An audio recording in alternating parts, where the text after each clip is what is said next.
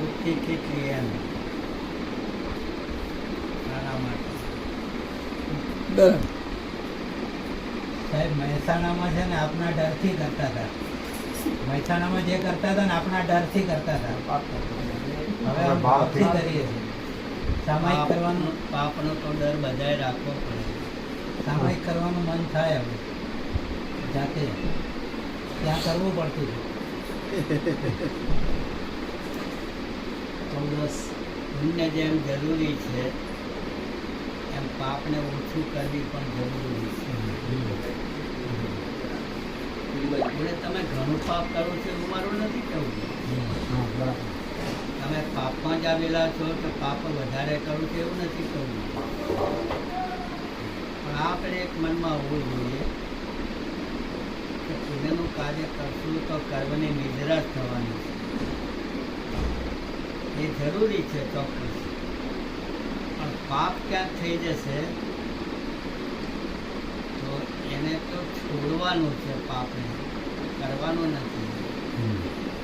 પાપને છોડશું તો જ બીજું બધું છૂટશે.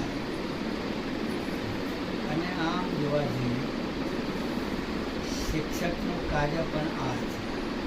જોકે એક વાત ચોક્કસ છે કે જે આવું શિક્ષણ આપે છે એની જ્ઞાનાવલીય કર્મની નિદ્રા ઘણી થાય છે. એ ચોક્કસ છે. પણ એકલું એનાથી શું? એનાથી નિદ્રા ચોક્કસ થાય છે. પણ એથી શું?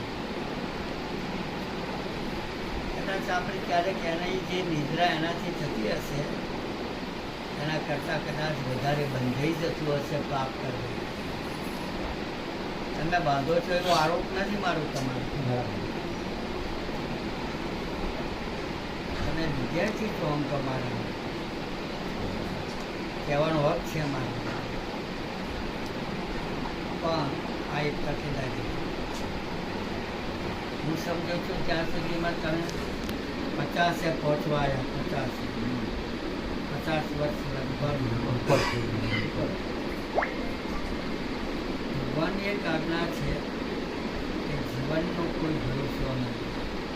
પરપોટા જેવું જીવન છે. ક્યારે ખૂટી જશે એ આપણને ખબર.